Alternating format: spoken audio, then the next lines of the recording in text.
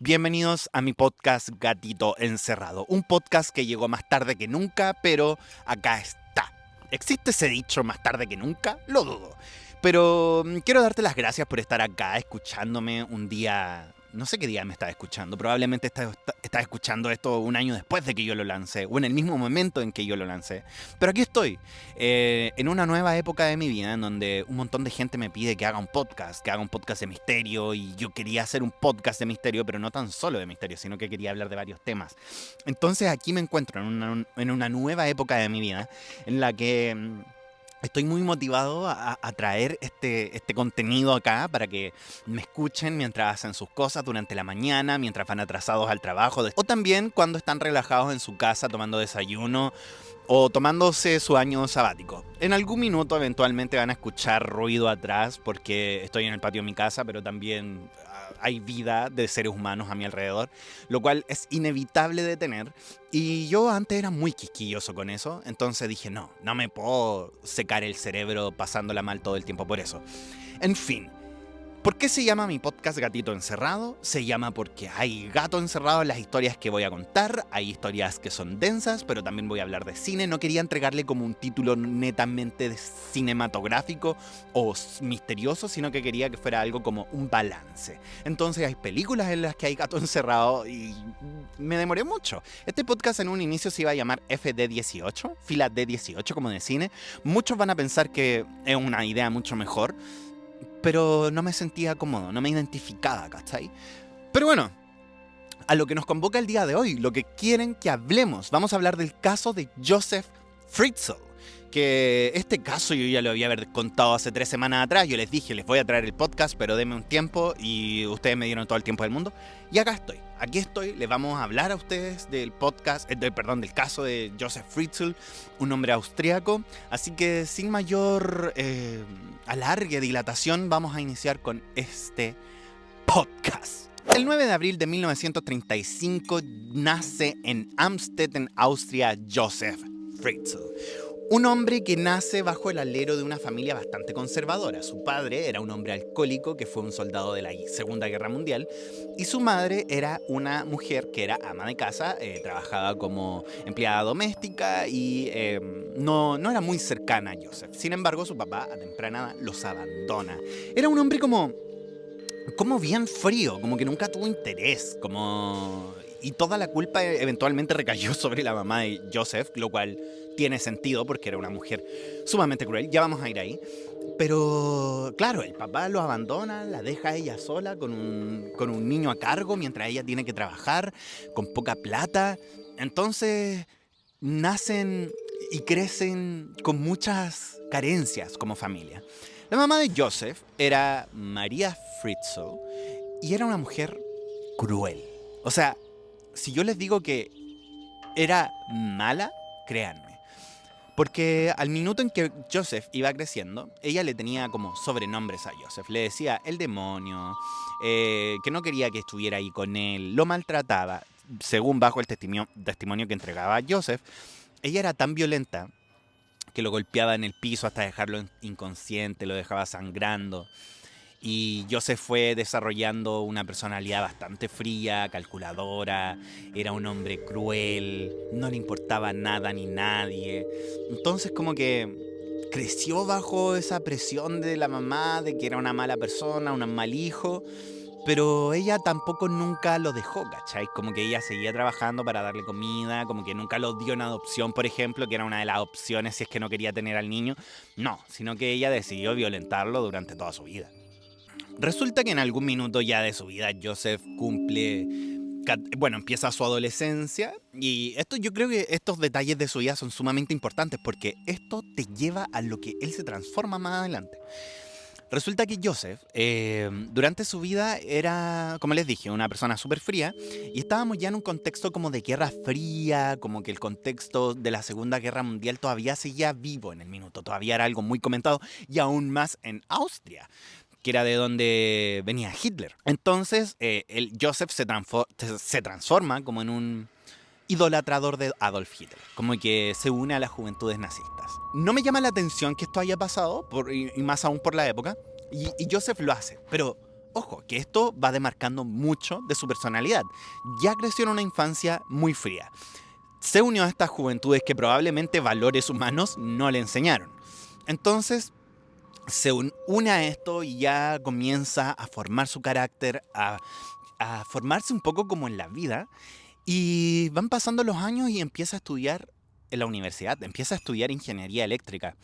Eh, a todo esto la mamá, por supuesto, yo creo que lo debió haber ayudado para poder ejercer esta carrera, porque no sé cómo será el sistema educativo en Austria, supongo que no se debe pagar, porque aquí en Chile pagamos un montón de plata, pero allá yo creo que, por supuesto que él no debía haber pagado y pudo generar su carrera y a raíz de esto pudo ser director de una empresa y después tener su propio negocio, lo que eventualmente le fue dando como una vida súper cómoda. Como ya no tenía como muchas necesidades, como que se pudo ir alejando poco a poco de esta vida que había tenido durante su infancia porque su papá lo abandonó y su mamá no ganaba suficiente plata. Entonces, ya después con el pasar del tiempo, cuando él cumple 21 años, conoce a Rosemary Fritzl. Ella tenía, al momento de la historia, 16 años. Y la conoce, ella se enamora de él cuando él tiene 21 años. Esto, por supuesto que no está bien. Y nada, contraen matrimonio. Y de este matrimonio nacen 7 hijos. El 6 de abril de 1966 nace Elizabeth Fritzl, su hija como de al medio. Pero ya vamos a ir a Elizabeth. Durante su matrimonio, Joseph con Rosemary era un hombre violento. O sea, esto ya era algo que sabíamos. O sea, durante toda su vida fue el antecedente que se mantuvo y nunca dejó serlo. Y bueno, no le importaba nada. La golpeaba igual, estando embarazada o no estando embarazada. Rosemary era otra víctima de Joseph Fritzl. Y poco a poco ella fue cayendo en este mundo violento. Lo aceptaba. Ya.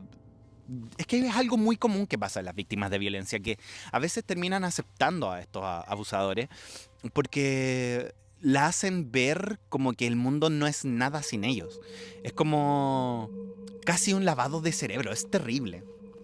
Y bueno, Joseph comienza a maltratar a Rosemary, la golpeaba, como les dije, en algún minuto cuando estaba embarazada, le rompió un pie, o sea, la vida en esa casa no era tranquila.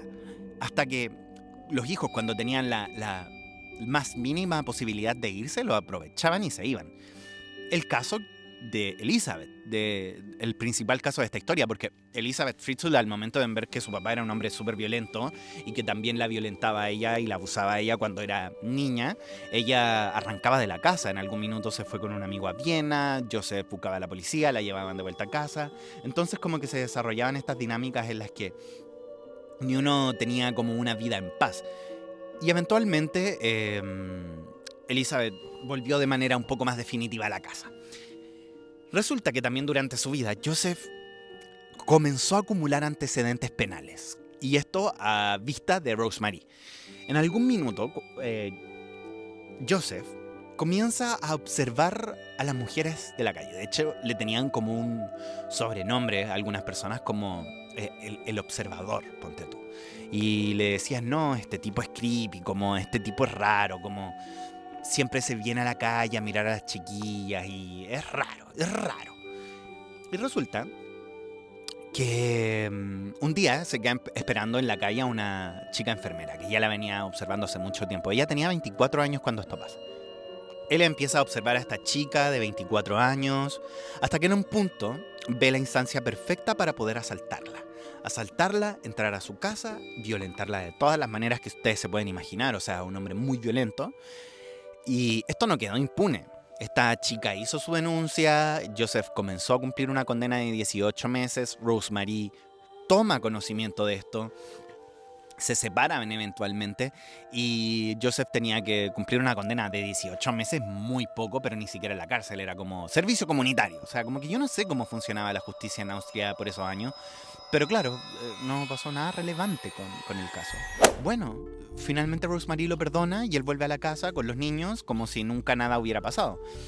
También hay una historia paralela que creo que es importante e interesante de conversar, y es que Joseph cuando estaba hablando, y según informes periodísticos, igual para la época los medios comunicacionales, y yo que soy periodista puedo afirmarlo un poco, es que muchos medios eran súper amarillistas, como que les gustaba como incrementar el horror de la historia como para el morbo y para atraer mucha atención. Pero esto es según algunos medios. Pero el punto es que durante el año 1959, si no me equivoco, Joseph comienza a decirles a los vecinos de su mamá en Amstetten que su madre había muerto. Empieza a decirles como no, mi mamá falleció, ya no la van a ver más, pero resulta que en verdad Joseph mantuvo a su mamá en cautiverio por 21 años en la azotea de su casa, como en la parte de arriba.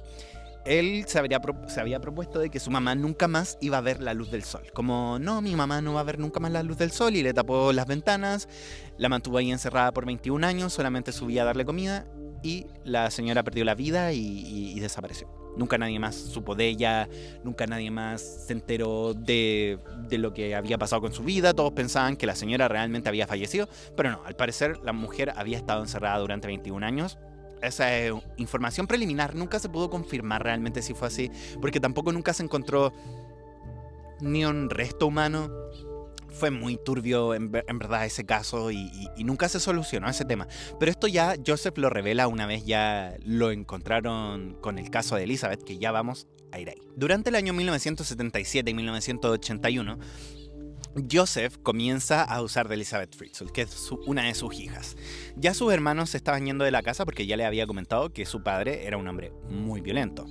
Entonces, Elizabeth comienza a arrancarse de la casa, no quería vivir con él. Lo que a Joseph, por su parte, le empieza a generar como un sentido de pertenencia. Empieza a decir como, no, Elizabeth me pertenece, yo tengo el derecho de hacer y deshacer con Elizabeth lo que yo quiera. Y Elizabeth es mía. Una obsesión enferma con su hija. O sea, weón. Yo no sé cómo nunca nadie se dio cuenta en esta familia. Como, yo sé que Rosemary fue víctima de violencia y estaba súper manipulada, pero llega a cierto punto en el que uno dice como, ya, pero ¿te tenían que tapar el mundo, como los ojos, para no darte cuenta de lo que estaba pasando con tus hijos? Como, ¿hasta qué punto podía llegar a permitir eso? Y bueno, Elizabeth era víctima de Joseph constantemente. Y Joseph compra una casa en otra parte de Austria.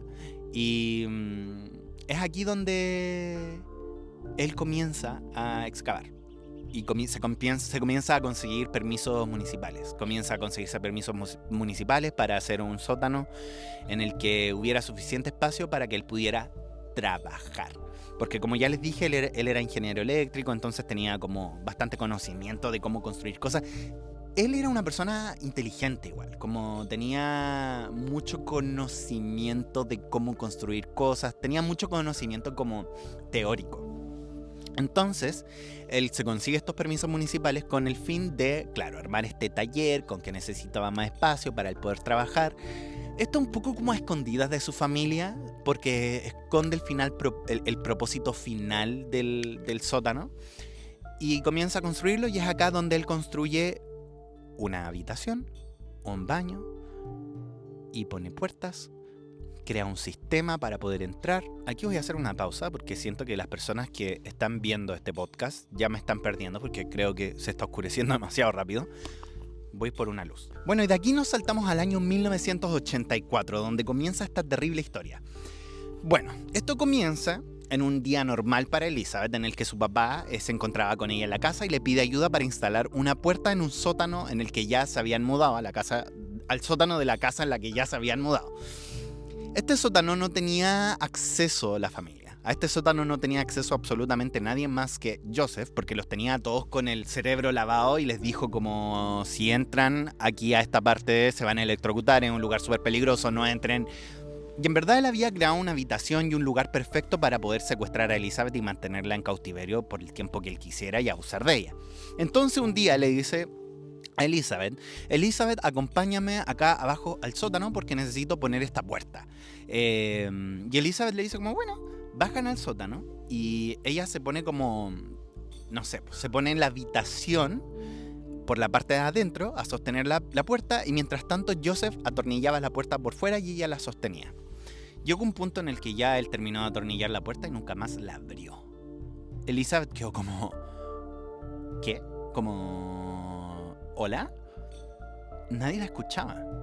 Y su vida, en ese minuto, yo siento como que acabó de alguna forma. Se mantuvo en... Terminó la vida que ella tenía como ella la conocía, para siempre. Y Joseph la comienza a mantener en cautiverio. La mantiene encerrada en contra de su voluntad. Comienza a abusarla, comienza a golpearla, comienza a amarrarla, sin ni un tipo de remordimiento. O sea, esto a él no le dolía para nada. Esto para él era algo que él disfrutaba. Ustedes se preguntarán, ¿qué dijo la familia? La familia comenzó a levantar sus dudas, ¿cachai? Pero Joseph obligó a Elizabeth a escribir una carta en la que ella declaraba que se había ido a otro lugar, a una secta religiosa, a un culto religioso, que no iba a volver, que su nueva vida era esa, que no le pidieran más información, que ya no iba a volver. Y aquí empezó una historia pero terrible, porque Joseph, dentro de toda la forma en que maltrataba a Elizabeth, dentro de los abusos que se encontraban dentro de esta habitación pequeñísima, comenzaron a tener hijos. Y de esta historia de abusos nacen otros siete niños, ¿cachai? O sea, como otros niños de Joseph, otros hijos de Joseph y de su hija, ¿cachai? Aquí no había como forma en la que ella pudiera como decidir, ¿cachai? Porque obvio, o sea, es muy ahueonado lo que estoy diciendo, pero no, ella no tenía decisión de nada.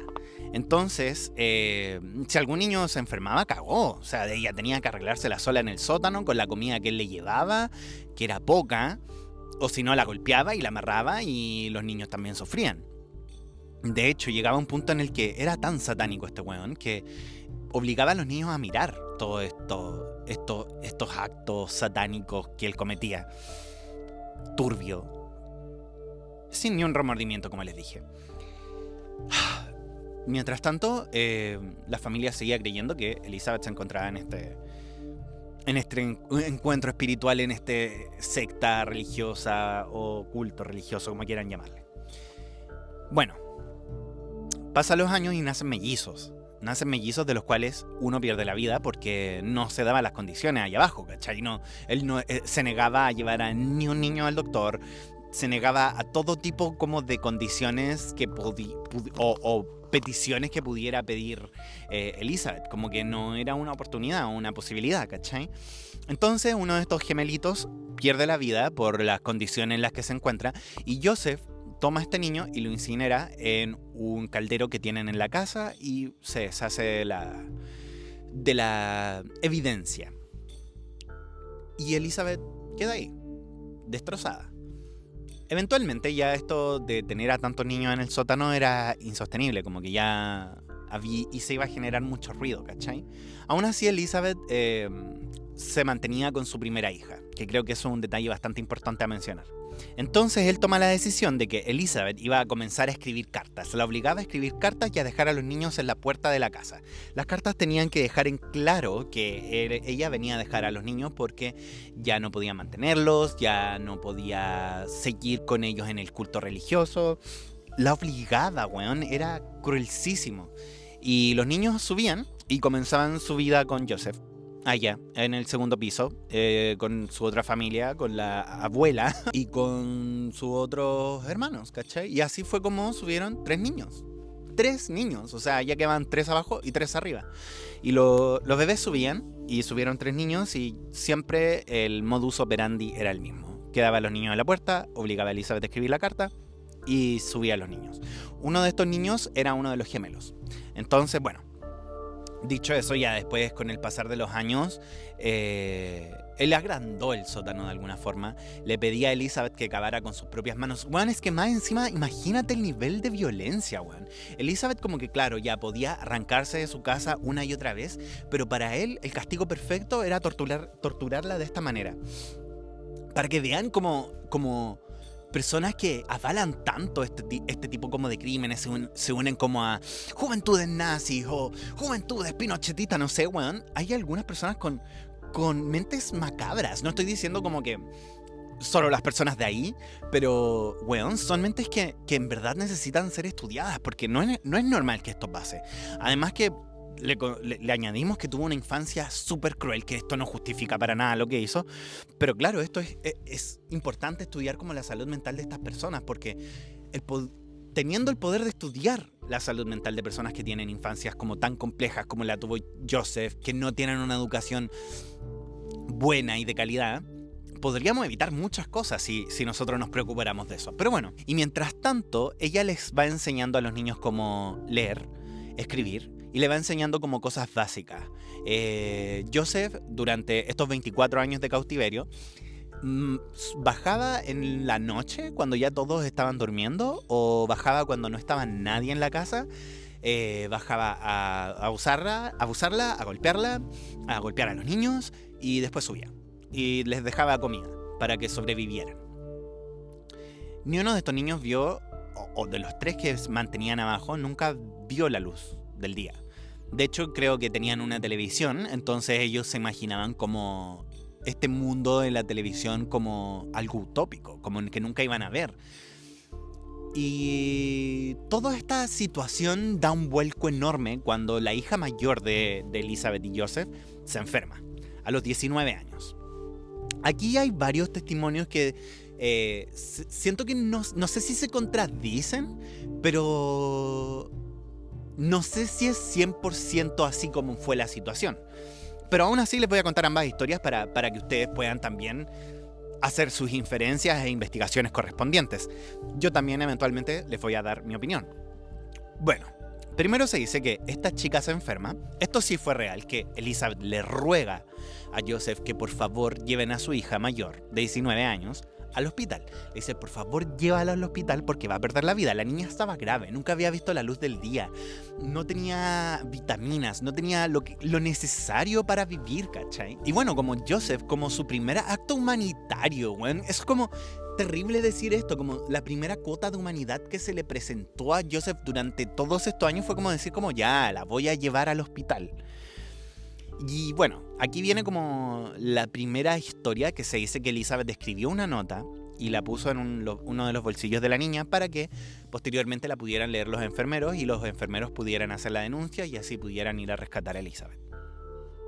La niña va al hospital, le hacen exámenes y evidentemente ella no estaba en el estado normal de una persona de 19 años. O sea, se nota que había existido algún tipo de tortura ahí. Entonces los doctores estaban investigando, le preguntaron a Joseph como necesitamos saber de la mamá de la niña, como necesitamos saber qué pasó, necesitamos pruebas de que ella está viva. Y Joseph no, la mamá se fue a un culto religioso, no va a volver. Cuando ellos tienen la información de esta carta o cuando ya se dan cuenta que la niña está muy mal herida, necesitan hacer una denuncia a la policía. Hacer una denuncia a la policía formal para que la policía comience su investigación como tal y así puedan llegar a Elizabeth, a la madre. Entonces, muchas personas dicen que Elizabeth primero salió ante las insistencias de poder acompañar a Joseph al hospital y fue aquí cuando la policía lo interceptó y pudieron atraparlo y al mismo tiempo separarlo de Elizabeth. Pero también se dice que fue la misma policía que bajo todos estos antecedentes fueron a la casa de Joseph y encontraron a los niños. Creo, en lo personal, están pasando como 10.000 pájaros por el lado mío, pero yo en lo personal creo que lo más factible fue que lo interceptaron. Es lo que la gran parte de los medios de comunicación dicen. Que cuando él se encontraba en camino al hospital con Elizabeth, después de que los doctores le insistieron tanto que por favor ella fuera, él accedió y llevó a Elizabeth, pudo salir después de años del sótano, y fue aquí donde Elizabeth pudo como finalmente decir la verdad a la policía, como la policía la aparta y le dice, ella en específico, por favor, yo les voy a contar todo lo que está pasando, pero si no me dejan a ver a mi papá, jamás en la vida. Como por favor nunca más me hagan estar cerca de él, rodeado de él, como que no exista nada de él que se acerque a mí, ¿cachai? Como no quiero saber nada. Y aquí es donde ella cuenta todas estas torturas durante todos estos años que la mantuvieron en cautiverio. Después los hijos se fueron al hospital con ella, se mantuvieron por meses por el estado de salud deplorable en el que se encontraban. O sea, las condiciones de vida que habían ahí eran insólitas. Tenían cocina, tenían baño y tenían una habitación, pero sin la luz del día. Ustedes se preguntarán, ¿dónde quedó la responsabilidad humana aquí? ¿Cómo nadie se dio cuenta? Y es que resulta que en la casa eventualmente como que habían arrendatarios, porque la Rosemary y Joseph arrendaban la casa a ciertos, como una pieza a otra persona. Y en algún minuto las personas dijeron como haber escuchado ruido desde abajo. De hecho había una persona que tenía un perro, y este perro como que constantemente estaba como excavando en el suelo y decía como no, bueno, el perro no decía nada, pero como que el perro sabía que algo había ahí. Pero nunca nadie sospechó más allá, como que pensaban que era el sonido de la caldera, ¿cachai? Como que no... Pero siempre hubieron sospechas, pero nunca nadie hizo nada. Elizabeth decidió que iba a seguir con los niños. Porque yo creo que ella encontró un poco de esperanza, yo creo, en ellos. Yo creo que encontró un poco de humanidad también, como yo no quiero que estos niños que no tuvieron la culpa de venir a este mundo pasen por lo mismo que he pasado yo. Entonces Elizabeth decide que va a vivir con los niños y cambia su identidad, cambia su nombre, evita entrevistas, evita la prensa, hace sus declaraciones eventualmente a la justicia, pero que se relacione como a dar entrevistas públicas, obvio que no. Obviamente que también los medios trataron de hacerlo. Horroroso, pero es como trabaja un poco el mundo de las comunicaciones. Y por el lado de Joseph, él comienza un juicio. Es acá donde él necesita ayuda psiquiátrica, le hacen entrevistas, él decía que Elizabeth le pertenecía a él, él dice que Elizabeth prácticamente era nada sin él. Bueno, una cantidad de declaraciones que tú decís como que chucha, como nunca nadie hizo nada. Bueno, como ya les dije, los hijos nunca se dieron cuenta porque se iban tempranamente de la casa y no lo visitaban nunca más. Rosemary nunca escuchó nada porque la casa, ellos vivían como en el segundo piso y en el sótano quedaba demasiado abajo y no había forma de que ellos pudieran tener alguna interacción, como que no había ruido, la casa era como de un material súper firme, entonces no, era un poco difícil como llegar a ellos. Ya con esto Rosemary toma la decisión al final de separarse finalmente de Joseph. Joseph es declarado culpable, sentenciado a cadena perpetua por este crimen, y ya después él es trasladado a un centro psiquiátrico porque ya empieza con demencia y como que ya, bueno, ahora ya es como una caquita, como que ya nada puede hacer, como que no está habilitado, está enfermo. Mientras tanto que Elizabeth continuó con su vida, dicen que se cambió de casa, se cambió, nadie sabe dónde vive, se cambió de nombre para no tener que cargar con nada relacionado a él, y vive con algunos de sus hijos que todavía siguen siendo menores de edad, y los otros niños pudieron, de hecho, creo, al parecer algunos ir a la universidad, rehacer su vida. Pero claro, siguen con ayuda psicológica. De hecho, se dice que Elizabeth no puede estar en una habitación con la puerta cerrada, como que quedaron traumas heavies. La mamá de Elizabeth también se dice que eventualmente los va a visitar. Yo encuentro que es heavy que Elizabeth permita que su mamá los vaya a visitar. Yo sé que la señora como que no hizo nada terrible en contra de Elizabeth, porque no sabía. Pero no sé, encuentro insólito que ella, por ejemplo, lo haya perdonado cuando él fue condenado por 18 meses, ¿cachai? Pero bueno, no sé, esta historia es terrible. Pero esa es la historia de Elizabeth Fritzl y de su cautiverio por 24 años. Este es el primer capítulo. Siento que es muy piloto, siento que es muy que puedo mejorar. Siento que mi narrativa puede mejorar mucho. Estuve trabajando como este primer episodio como un poco bajo presión porque necesitaba cumplir con fechas que yo mismo me había propuesto. Y acá estoy. Hice lo mejor que pude. En el próximo capítulo prometo traerle una historia mucho... Bueno, esta historia es muy interesante, pero mucho más elaborada de mi parte, como para que también mantengamos como una conversación, ¿cachai? Como... No sé, no quiero como juzgarme tampoco con que lo hice pésimo. Pero no lo hice pésimo, en lo absoluto, no. pero siento que puedo haberlo hecho mejor. Pero nada, gracias por escucharme en este primer episodio. Nos escuchamos pronto. Espero que la semana que viene, el domingo que viene, o cuando sea. Yo de todo corazón hago esto. A mí me encanta la elaboración de contenido, me encanta poder conversar con ustedes. Así que nada, de todo corazón, muchas gracias por escuchar este primer episodio. Así que nada, muchas gracias y nos escuchamos en el próximo episodio.